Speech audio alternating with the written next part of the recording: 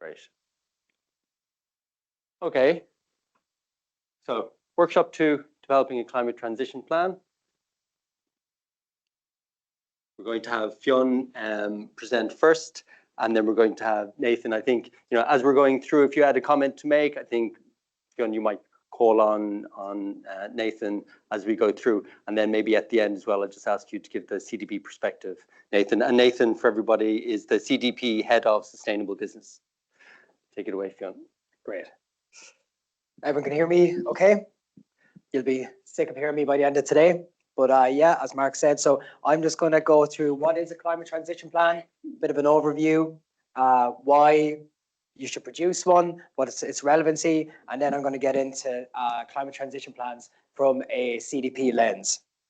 And then, as like with the last workshop, a bit of a Q&A, and then a workshop discussion. So what is a climate transition plan? A climate transition plan is a comprehensive document that details the targets, actions, and resources allocated to climate mitigation and risk management. And you can see in the slide there, so I have aspiration to action. And I think that's a good synopsis of it. So really, the climate transition plan is you have your footprint, you have your targets. Now, what are you doing to achieve them? And if you look on the right-hand side here, these are the three. So the climate transition plans are very much in their infancy. And there is numerous frameworks that are giving guide rails and information on best practice, or what word you'll hear a lot is credible climate transition plans. And so you can see at the bottom there, there's the TPT, that's the Transition Plan Task Force, and that's the UK framework. And last year they produced a very robust and expansive guidance on what they assume should be in a climate transition plan. In EFRAGs, as I said in the last presentation, they're currently working on that guidance. They've just finished up consultations with companies in April, and so that will, as everything with EFRAG does, take quite a while before it comes out. But in the meantime, there is the disclosure points within ESRS E11 that allow you to what they assume, or pardon me, what they want in a climate transition plan. Then, of course, there's the CDP, who has a very robust framework that we'll get into later on of the features of a climate transition plan. And I think CDP and TPT have a lot more in common in the sense that they want much more than a decarbonisation plan. They want a governance aspect. They want to know what is the board oversight, what are the resources allocated, what is the skills and competencies attributed to your company to achieve the transition. And so CDP and TPT really are more, at the moment, more expansive in what they're looking for than EFRAG and ESRS. But again, when that guidance comes out, that is subject to change. Now, why produce a climate transition plan? A strategy tool. So as I said earlier, the governance aspect, this climate transition plan needs buy-in from the top and needs that oversight to realize, okay, so if we're going to be meeting out these targets and we're going to be decarbonising, then what are we going to have to do internally to do that? And dealing with various clients that we work with, they've come to the realization that this is going to take quite the strategy pivot. Investors, so Robeco did a survey earlier this year of 300 investors, and 60% of them said they'll be focusing on allocating or investing in companies with published climate transition plans. And that's one of many of those surveys and research pieces that are out there that are just kind of showing there's an onus on really publishing and producing that credible climate transition plan. Oh, sorry. Green finance. More and more we're hearing that climate transition plans are a KPI within things like green loans and other facets of sustainable finance. Educational exercise, kind of like the same as a strategy point. It's an opportunity to crowbar that dirty sustainability word into various parts of the company. You're going to need to engage finance for resources. As I said, the leadership team for oversight, operations and the decarbonisation actions, and so many other facets. And as we've alluded to already, CSRD compliance, even though it's not mandatory within the ESRS E1, I like to see it as a compilation of that E1 standard if done correctly. And of course, it can improve your CDP score if published. Now, this is a basic slide, and it's kind of what I wanted in the sense to ground it in this, what are the raw elements that you need to think about within your climate transition plan. First of all, your metrics, your carbon footprint, to see where you stand, what's your emissions. Next, targets.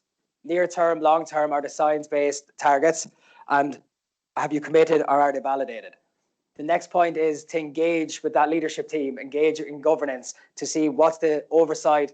Kind of like I was playing and losing a match last night, and my coach said, hurling's like a wardrobe, you get out what you put into it. So it's kind of similar like this. You need to figure out what do you want internally to allocate and how much are you going to push from that leadership team down to achieve your targets. Risk management, this is where I would see risk management and decarb initiatives as the real crux of it. So that risk management piece is the identifying of your climate risks and opportunities, assessing them, finding what is the most material to your company, putting them through robust climate scenario analysis, and figuring out how you're going to respond to them. And then, of course, with the end goal of putting a financial metric on that risk and opportunity. Then, of course, there's the decarb initiatives, that aspiration to action piece. What are you doing practically to achieve that target?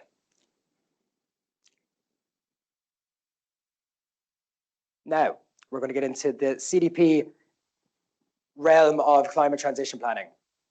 So I'm going to engage you for a minute. Whoever gets the right answer gets an automatic A in their questionnaire this year. I think I have the power to say that. So what was the percentage increase of disclosed CTPs in 2023 from 2022? Anybody? Raw number? Imagine A score for free. Be unreal. 23%. 44%. You get a B. But yeah, this shows the ambition and the growing kind of appetite for climate transition plans. Like that's quite a jump in a year, in 1 year of answering questions or questionnaires. Again, I don't have any more prizes to give. In 2023, what % of disclosing companies intend to develop a climate transition plan in the next 2 years? Anybody? No, only 36, but I still think it's a pretty good improvement, and it shows that there is, even though it's not something they're publishing right now, there is that appetite to do so, and it's really in their future strategy. So this graph here really tells a similar story. So you can see this is worldwide data from the CDP. So you can see that in 2021 and 2022, it's middling around that 4,000 mark for disclosed climate transition plans. And then you can see that jump here in 2023. And then with the line graph, there is that out of total responses, you can see that there was a peculiar drop, but it's on the rise again. A bit closer to home. So this is the Irish data, and this is based off of the CDP's key performance indicators of what they could consider to be a credible climate transition plan. The metrics are few, some, many, or all. So unfortunately, half of the total Irish climate transition plans only met the few standard, while only one met the all. So definitely room for improvement there. Now, these are the specific steps of CDP's climate transition plan journey. Feel free to jump in anytime, Nathan, if you feel like there's some you can be more expansive on. But this step number 1 is that impact metrics and disclosure. So as I said, using your CDP questionnaire, using your footprint data, using the questions that you've already and have been answering for a number of years. The climate risk in government. So as I said, the identifying of material climate risk and opportunities, and in that CDP sense, with the questionnaires you've already been working on, you've been doing the work to evaluate what's a substantive risk or opportunity to you, and then what is the financial metric with that. And then also, how does that interact with the governance aspect, and is it something that you can fashion into your strategy response? Third point is targets. So again, set your short-term and long-term SBTI targets. We're well aware that it's something that is, you have a point, Emily?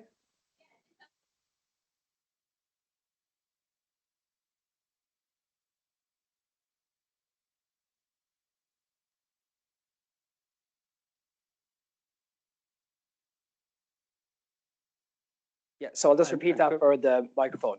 Emily asked, do you need a validated science-based target for a climate transition plan? I assume you mean to be that word credible, climate transition plan. So a committed science-based target is good enough for the moment in the sense that anyone who's going through the process is well aware now that it's taking quite a long time and there's a lot of backlog. So committed will suffice. Thanks, Emily. The 4-point strategy. So the first part, as I said, that crux. So it's the climate mitigation piece. So your action plan, those initiatives, what are you doing to reduce your emissions? And then the climate scenario analysis piece, that risk management, putting those risks and opportunities through scenario analysis to evaluate how you as a company would respond, and then what is the financial metric associated with that. The final piece and step of this is the financial planning. So a very important part of the climate transition plan. So what resources are being allocated to fund this transition? And the feedback mechanism, if it applies to you as a company, what feedback are you taking from shareholders and to perhaps improve the next iteration or maybe pivot in what you're trying to achieve? Before I move on, Nathan, do you have anything to throw in there? No, absolutely. I think you've said it perfectly well, and just to reinforce, that's exactly right. It should be this virtuous cycle of this all kind of feeding back around, and then that disclosure feeds back into the impact metrics and where you want to focus your efforts and routes right back through. And although it is laid out in a journey, CDP, we love a journey.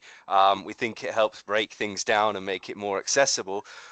But, we do know many companies will attack this in different ways. And many of you might have come at this from a climate risk and governance lens to start with, because you're being pressured from, say, TCFD to start measuring risks from that side of things. Many of you might have been perhaps forced to engage with setting a target through, engaging with your buyers as a supplier, perhaps, or engaging your own suppliers to set targets. So there are different jumping in points as well. But, you can think of it as this virtuous cycle and journey. But just to say, many of you might be thinking, well, we didn't start at the top. We have this conversation a lot of time, and a lot more companies are already on that process of transition than they think they are. Because if you've got targets, you've got governance, you're putting in what we call those, supporting and direct indicators in process for that climate transition plan. So you're already on that journey wherever you started. Great. Thanks so much, Nathan. Now, this is the last slide, and this is extracted from the CDP's work, and I think it's a really useful illustration of the mapping of what is expected in the CDP climate transition plan across the various frameworks. And you can see there is quite a lot of overlaps, and I would say if you're at point zero, and you're not really sure where to begin, and as it is such an expansive piece of work, this is a good place to kind of base your strategy on, as Nathan said, your plan of attack, and really it serves as a gap analysis as well of thinking, okay, so where am I, what have I done, and what more do I have to do? Have I done that justice, Nathan? Yeah, absolutely. And we're really leading the charge on what we're calling, that credible climate transition plan approach. But as you can see here with those four columns off to the right, increasingly seeing that huge alignment in this space. And I think, ISSB is about about to swing into this space as well. So if it's not in, the European regulations yet, like UK government's focusing on the Transition Plan Task Force, I think it will come through in that IFRS aligned standards soon enough, and we'll see a further alignment. But no, exactly. This is your jumping off point to start building in those elements. And CDP does offer a further really detailed breakdown of what those individual questions align with. So what is that that board level oversight question looking like, and right the way through. And we break it down into around 21 or so questions and data points that are expected to be filled in around this. So that can be, you know, an even more detailed lens going beyond this as well. But no, this is definitely the right jumping off point, and you'll see whatever relevant standard and framework you need to align with on the right hand side as well. Yeah, great. Thanks so much. Now, we're going to go into our Q&As, I believe. Super. Yes, I'd like Shane O'Reilly, the Managing Director of Sustainable Futures at KPMG, Yeah, for whom I have a very tough question.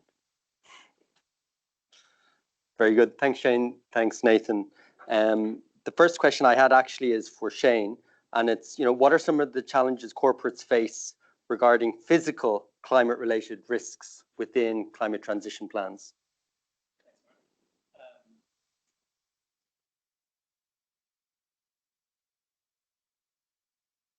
Hello? Yep. Oh, marvelous. Yeah, I think how would I frame that? Fionn helped earlier with just that slide from a CDP perspective, how aligned current transition plans are or not against a set benchmark, and it was reasonably low. And there was a little bit of an audible gasp in the room. Actually, it's really that low, all the work that goes into it.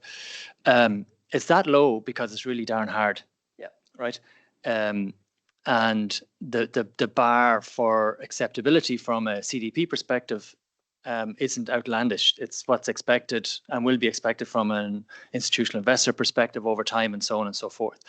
But I think there are a couple of challenges why that number is low in that chart, and will remain low, I think, for quite some time. So if we think about physical transition risks, or climate change related to physical environment, the first challenge, I guess, is as a discipline, it's really nascent, particularly for corporates, right? I'm not talking about insurance companies looking at calculated risk over time and risk modeling, but for corporates in general, this is a reasonably new area for them. And then for investors, institutional investors, and otherwise, even on the debt side, they're struggling to understand from a physical risk perspective how it impacts near term, right? And the cost estimates for that abatement piece for those physical risks is enormous, right? For any international organization, it's eye-watering stuff for the most part. So how have we got ourselves into that situation? Well, if you think about the profile for physical climate risk, if you look at the hazard identification, either acute or chronic, whether it's a flood risk event or heat wave event, or on the chronic side, rising sea levels and so on, that hazard identification is not overly problematic. You just kind of layer on where you are in the world, and there's enough models to tell you what the likelihood might be. And then you take the next step forward in exposure. So, well, how are we exposed to those particular physical impacts? And you start thinking about people, you start thinking about livelihoods, you start thinking about your own physical assets. And then if you really want to have the honours maths course behind you, you start to think about your supply chain and where you get materials from and where they're assembled and so on. So the exposure piece is the next step. And then beyond that, you can start thinking about the vulnerability. So, okay, I have the hazard, we are there, and how are we fixed, and how resilient are we against those criteria? And usually that data is pretty poor, or you have data, but you've no idea if it's good data or not. But nonetheless, you start to categorize that vulnerability. And then, as Fionn mentioned earlier, there's a time horizon aspect of it. So because it's a physical climate issue, you're thinking about 2030, 2040, 2050, 2060. And that's fine. So as a desk exercise, you've done all of this. And what you have then is a massive, big, long list of risks that no one's ever going to put in the risk register because they're terrified of it, right? No one's going to do it. And so that's what I mean. That first challenge is the how piece is so nascent. There's a kind of a reluctancy to put something in a public domain. And I think that backs up what you see in Fionn's slide. In hushing. Yeah, going yeah, on. yeah, absolutely. I could have said that in one sentence and not had to go through all those steps. But it's important to understand that this is really hard, Yeah. right? First of all, and then I think the second challenge is for everyone in the room here who's going to their senior teams and owners and investors is the so what piece, right? So we have all this data, and the obvious question is, what do we do with it, right? Most modeling for climate physical risk data overestimates the cost of remediation or adaptation. And for some reason, ironically, the inversion of that happens. The inversion of the climate impact of that particular activity is underestimated. So you've got this weird situation where you've got tons of potential risks, an overestimation of costs and underestimation of impact. What's a management team going to do with that information? Very, very little, right? So there are, I think, two really key categories, or sorry, challenges in relation to the physical climate risk aspect of it. So what's a potential solution, or how would we think about this? So in a lot of the work we do, we try and focus on unknown risk activity. So let's say flood risk is an issue and you've identified several of your facilities that have that flood risk potential.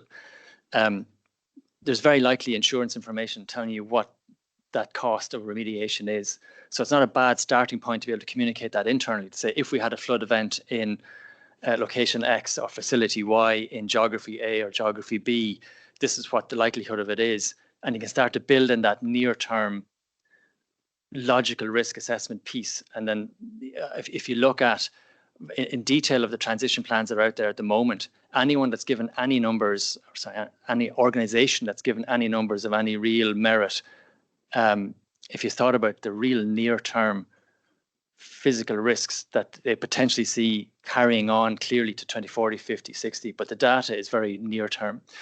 So that's a potential solution solution to think about how you get that over the line internally and potentially book that trend from a CDP scoring perspective. And then the risk register and your ERM teams are hugely important here, because they're the ones who are dealing with the captive insurance, with insurance agencies, with underwriters, and so on and so forth. So there's tons and tons of information out there. It's about getting it into a way that you can communicate that effectively to management, which is very, very difficult because there's a ton of stuff to do. You can't go to management team with physical climate risks, 50 of them, 70 of them, 100 of them. And it's not about materiality. It's about what strategic decision making can we make on a particular asset. So we work a lot with PE firms, and they are way ahead of corporates on this, right? From an ESG DD perspective, physical climate risk, asset management, even though they have a 7-10 year out, they still want to understand what management's concept are of those physical climate risks. So it's out there, right? It's nascent for corporates, but not for insurance, not for PE, not for the debt side of the house. Yeah. Anyway, so for a very long answer to say that it's tricky. Good answer. Yeah. So one of the things that speaks to me there is like the issue around, paralysis through analysis. So there's definitely when it's good enough to go to the board with. And I wonder, will it be a little bit like, scope 1 and 2 and then scope 3, that the more data we get from all of our investigations and from ESRI or EPA or SEAI, then we'll all have the same data sets to pull from to be able to do a better and more accurate analysis out past some of the near-term horizons. I think that's reasonable. Like from a mitigation perspective, corporates are very familiar now with scope 1, 2, and 3, right? They just are.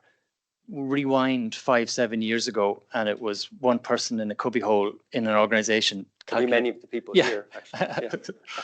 Yeah. Beating that drum. Now we've got, it's front and center from a board management perspective. So if you think of physical asset, physical climate change attributes and calculations and modeling and so on, fast forward in that regard. So you can just see a similar sort of trend. Be patient.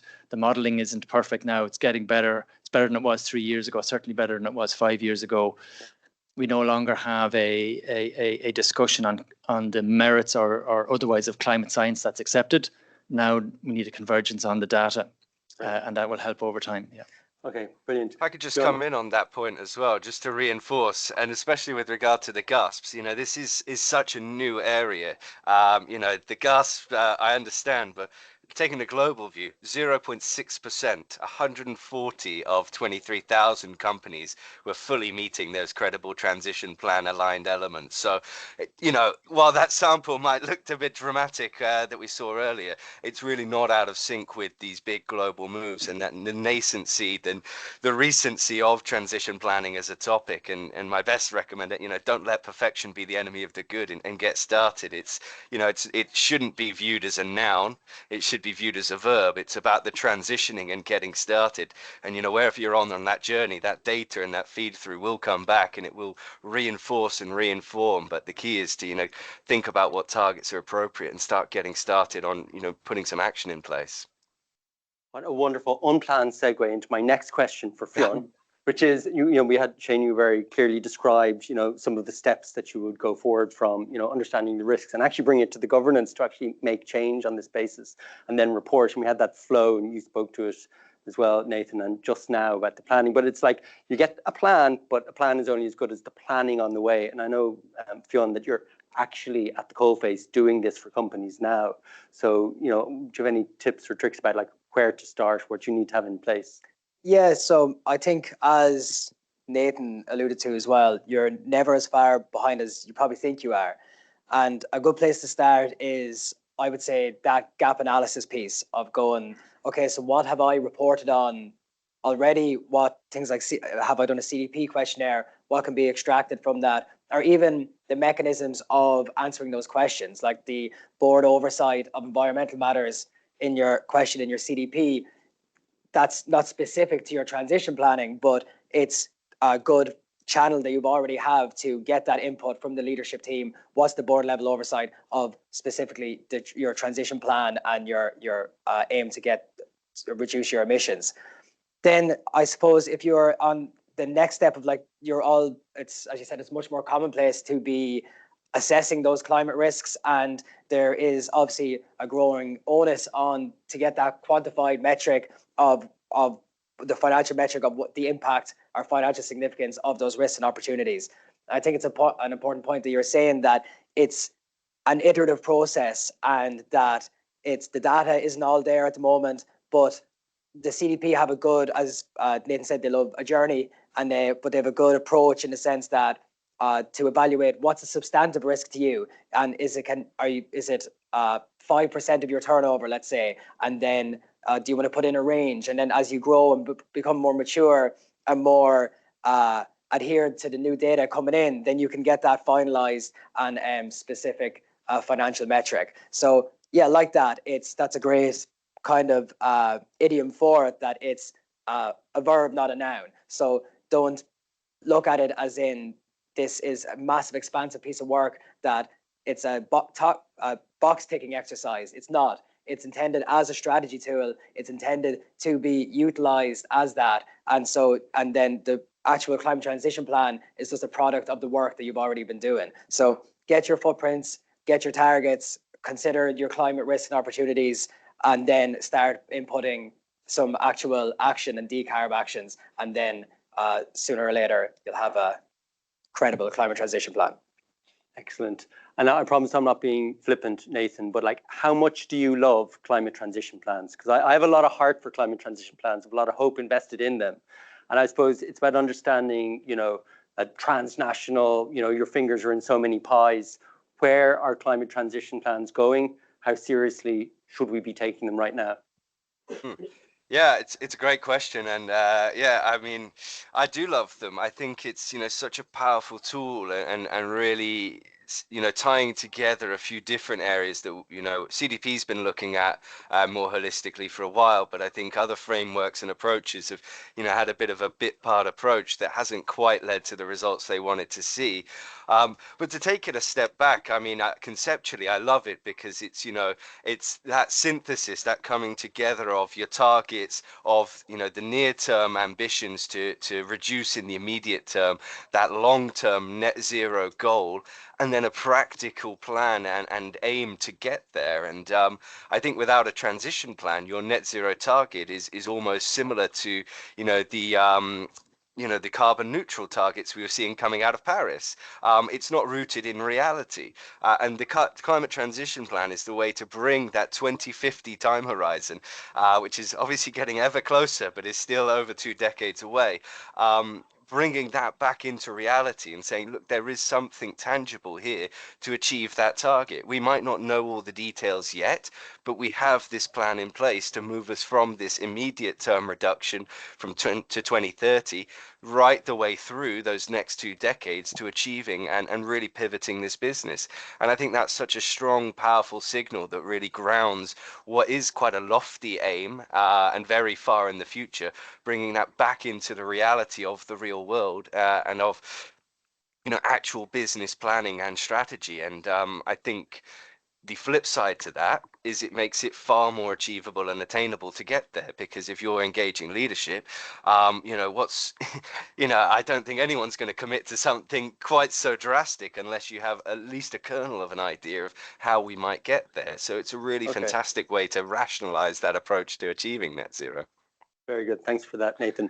To the audience. Oh my goodness, you're fat. I can't. There's no question there who was first. You're obviously as passionate about it as I am. Thank you.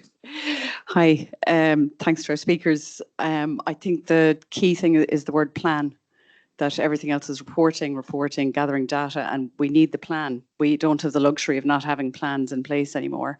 We had that luxury 30 years ago. We're hurtling towards climate catastrophe, and we're a very select few people in the country here sitting in this room having this conversation that everybody should be having. My concern that one thing I haven't seen so far in the training today is that there's been no mention of natural capital accounting. Is that coming into any standard in the world? Is it coming into any kind of transition plan, any reporting? Our primary infrastructure, our entire economy, which affects only one species out of billions on the planet, is based entirely on the primary infrastructure of nature, and nobody's talking about it. And I'm curious, does anybody have any background information about natural capital accounting? I think it's essential that we start including that in the discussion.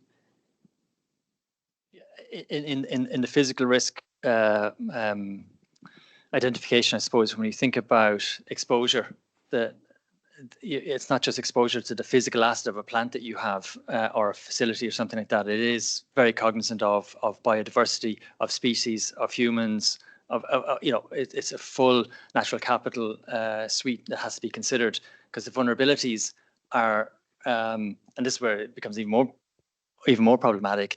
Some of those vulnerabilities, corporates quite naturally stop at the gate of their facility or premises and don't consider the wider attributes. One good example I can give you is a client of ours with operations in Southeast Asia was remodeling a facility. Typhoon activity has a huge detrimental impact on that area for human life, for livelihoods, for species, and so on and so forth. This facility was being built to Japanese earthquake standards and typhoon standards and so on. That was marvelous. Typhoon hit, the plant was fine. The bridge into the place was destroyed. The roads were washed out. The people's houses that were living within a sort of 5 kilometre area and species and habitat completely wiped out, with no cognizance of that, any kind of risk register piece, right? So we are not anywhere close to understanding outside the boundary of organizations, if you like. And it's just going to take a little bit of time. Unfortunately, time is one of the tighter things that we have on our side. From a TNFD perspective, clearly massive changes been made there, more practically and in a regulatory sense. The deforestation side of directives and regs are obviously starting to bite at the minute as well. But there are so many things on the plate for corporates from a reporting perspective. The risk is that natural capital piece just becomes a reporting piece as well and not actually an action bit. However, within transition plans, it doesn't have to be limited and shouldn't be limited to climate only. It should to be a proper transition plan also be cognizant of biodiversity and nature within that, as well as the emissions piece. And I would argue in discussion with clients, the nature and biodiversity piece from a near-term perspective is very targetable and very easy to do, rather than a mitigation piece or not a mitigation, climate risk emissions piece that might be 50, 70 years away. You can have a lot of regenerative biodiversity aspects in a 10-year time horizon, which corporates should be biting hold of, to be fair. And I just to add on to that, this is on, yeah. And from like a CSRD point of view, that when you're working with clients with that double materiality assessment, that depending on its materiality, that biodiversity, those impacts and dependencies and risks and opportunities are something that's assessed. I know what you mean, that that's reporting and it's not the specific action, but I think there is good grounds to say that as more companies are doing this and that is being reported and that is public information, then that's where the onus and that action can be, I suppose, more reinforced, more put in place, and on companies to actually pull that weight. And then to agree with you there that a climate transition plan, as of now, and as we keep using that word credible, doesn't necessarily have to include biodiversity work or actions or initiatives. But again, just from working in the space, from it being a component of ESRS E1 and of the biodiversity standard, that eventually they will converge into the one piece of work. And because, as you said, their nature and climate are inseparable in the, I suppose, the aim that we're going for. And then just lastly, CDPs also recognises this failing perhaps to separate climate and nature here as well. And we are due to launch some guidance later this year around that kind of nature transition planning piece. But of course, as the other panelists have said, it really should be wrapped up holistically. And if you have nature impacts and considerations and you're not wrapping that into the transition plan, I think you'll have a difficult time achieving the stated aims of that transition plan and really pivoting the business to where it needs to go. So it does need to be holistic, and I think the guidance is just a step behind that reality, but it is coming, and we are seeing that update come through to move from climate transition plans to a more holistic framing. Very good. And I think GHG Protocol's coming out with their forestry, land and agriculture methodology as well early next year. So once the data starts coming in about the impacts, I think we're all painting a picture of a better world that's just a couple of reporting cycles away. But I think like the pressure of all those years that you've been saying, Michelle, 30 years too slow, but it does seem to be getting there. So I think there is some space to be a little bit heartened by that. Any other questions from the room? Very much. Hello. I don't know, were anyone in this room at the Greenbiz convent in Arizona, Phoenix this year? Why I'm asking this question is because it's a huge convent, a very big conference, and about 70% of all the breakout groups that was held and all the speakers and so on was about reporting, looking in the back mirror. All the keynote speakers, big names, were up on the big scene and talking about us driving this Ferrari in 300 kilometers an hour forward towards, changing and, looking into the future. But we're talking so much about all the different reporting standards within the different topics, as environmental, social, and so on. And we see a plan of more reporting standards coming, like CSRD and so on. I'm afraid that we are reporting ourselves to death, more or less, right?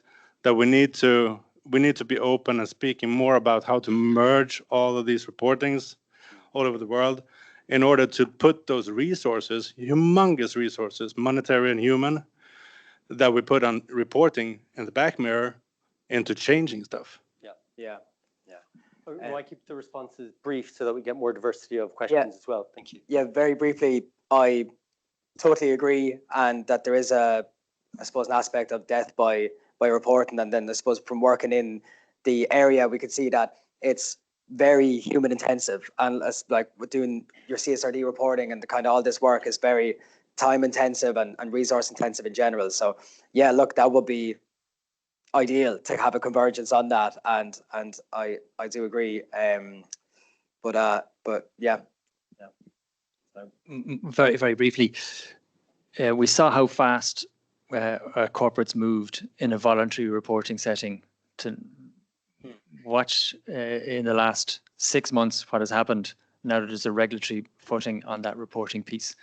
And the step change has been enormous because now there's a responsibility piece, there's a shareholder piece, there's a board sign off on something that really is material because the auditors are going to be in the room. So I share your sentiment on the reporting to death, I think was the phrase you used, but the regulatory drive behind them is really, really important. I could offer one thought that might be controversial. I don't disagree. We need to harmonize, and interoperability is obviously a buzzword at the moment, really key. But as a slight counter, what about financial reporting versus ESG reporting as it's bucketed up? And, we see this, commentary around, death by ESG reporting. It's not invalid, but, one is an existential threat to a business. The other is potentially existential threat to species and human life. Yet we consider the ESG reporting as too burdensome and too much. And I think that is a valid conversation to be having, whilst we also talk about harmonizing this space and reducing those burdens, because there does need to be a burden there. It needs to be appropriate, but I don't think that there shouldn't be a burden of reporting on this, because it is just as important as financial reporting, in my opinion. I really feel I need to drop the mic on your behalf. Yeah. I I'm heard going to steal and use that question here. That's right. Hello, Dervla from Inizio. Question for Sheehan. You mentioned about the difficulties and challenges around modelling, and we are in the process of about to submit kind of the financial quantification outcomes to our sustainability committee and board. And as you mentioned, the underestimate, the overestimating, and trying to get that buy-in from your board and not to lose them at the first slide whenever they see, this drop in revenue, whenever, it's not taking account of many other variables that often is lost in this modelling. So just to get your thoughts from your experience with working with different clients, any advice or recommendations when you're putting these very challenging results to kind of senior executives, how to kind of bring them on that journey with you and not to lose them too early in the process. Yeah, thanks. So I think the applicability of the topic is important for management level. So if you've gone through that modelling piece and you have a suite of potential risks to add to your risk register or put in your back pocket for a later date, find the applicability of those particular topics. So if you're an acquisitive business or there's a debt or finance or institutional investor angle to play on it, hugely important. I wouldn't overly focus on the numeric output, more the fact that the exercise had happened and location X, is more exposed or we're more vulnerable elsewhere. So use the qualitative aspects of the exercise you've gone into, as opposed to, well, really, when we look at our balance sheet, it has like a 2% impact. It's not going to threaten the ranch here, right? Because that's what people switch off. But if you can find the applicability of that journey where it's helpful, if you can build that at all into financial modelling and on the strategy side, on the market side of it, on raw materials, on whatever the case may be, just find that applicability piece. And even if it's only a watching brief to say, well, we're exposed Midwest US on X, Y, and Z, we get 20% of our raw materials from that area. Should we be looking at over a 10-year horizon to diversify that supply chain to mitigate that risk? So you're not at all talking about that 2% balance sheet currently. It's more the applicability of the exercise. Very good. If the other panelists don't have something to add, I might canvass for another question from the room. Brian, I've now come to you now. Great. Nice question related to climate transition. Anyway, I'll shout. Just climate transition planning and supply chains. We recently heard a great question from one customer, and I don't know if anybody in the room has been asked, but they were asked by a customer. They asked a they asked one of their suppliers how much money they were planning to spend on decarbonising their business over the next 10 years. A great question. Our client was in a flap over it, obviously. But I'm wondering if any of you have been asked that question. And again, from a supply chain perspective, how do we need to start engaging with our supply chains around climate transition planning? Yep. So that's a very good point, that an integral piece of the climate transition plan as a whole is that resource piece.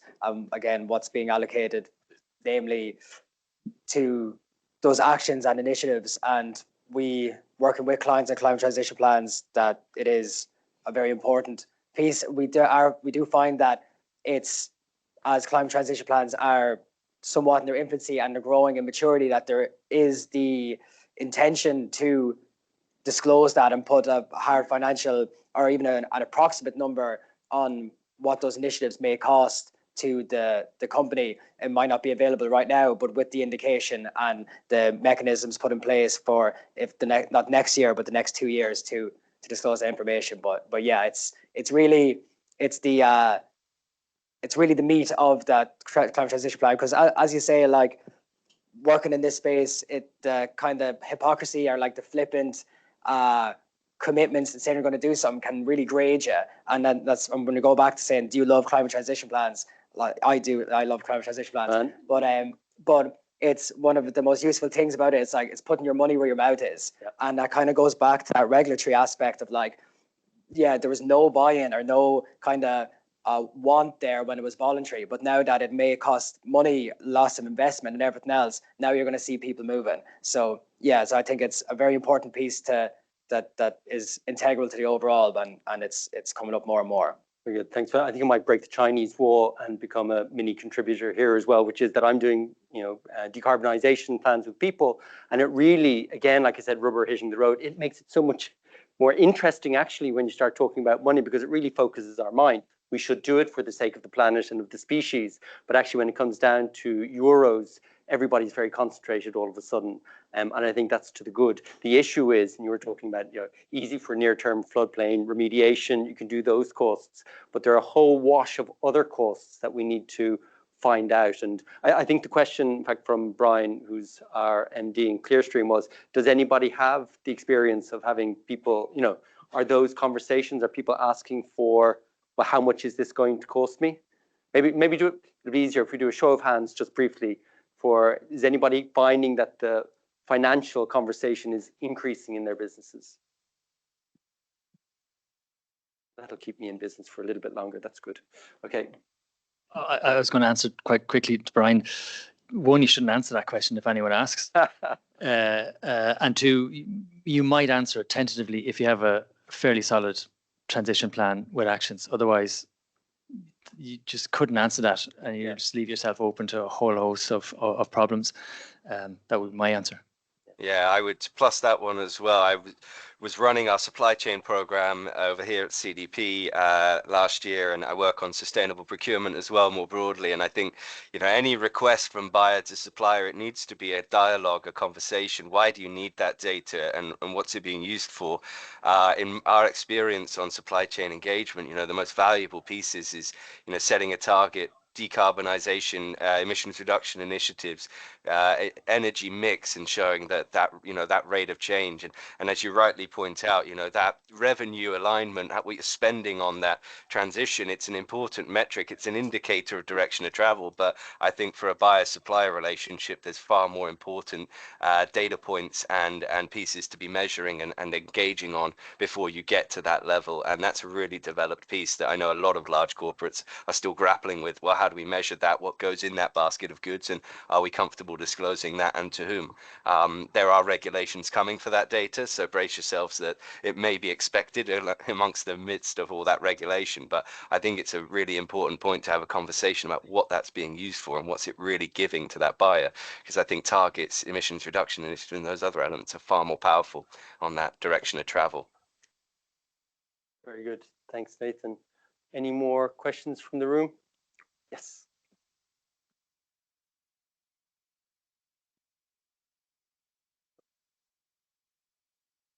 Daniel Pescatori with Mainstream Renewable Power. Maybe a slightly niche question, but and more probably for CDP, but lots of things have been integrated into the questionnaire recently. Just curious on the emissions side, if there will be any development with putting avoided emissions into the framework at any time in the future. Yeah, it's we were always looking at these areas as well. You know, of course, it's not a static thing, as many as you will, as many of you will know. We haven't had too many conversations about actively adding in the avoided emissions piece just yet, and I think CDP data still shows that some of our disclosures are trying to grapple with the practicalities of scope 3, you know, driving action and change there. So it's always a journey for us, and we, you know, follow the crowd of our disclosures and do what feels appropriate by science and what feels applicable and well timed for our disclosure base. So some early conversations, but nothing too tangible in terms of plans putting it into the questionnaire. I think we're really looking at the you know, the alignment with standards and frameworks, with the two big heavy hitters coming across the bow last year and this year with ISSB, S2 and ESRS in particular, really captivating our attentions at the moment to see where do we need to improve and refine. So in that sense, we'll probably see a bit of a stable year next year as we make those alignments and refinements rather than taking any big swings into avoided emissions or something else next year. So yeah, roughly on the roadmap, nothing too tangible in terms of planning to put something in place, but we are thinking about it and its appropriateness to be included. That's great. That's great. And I'd like to thank the panel, Shane, Nathan, and Fionn.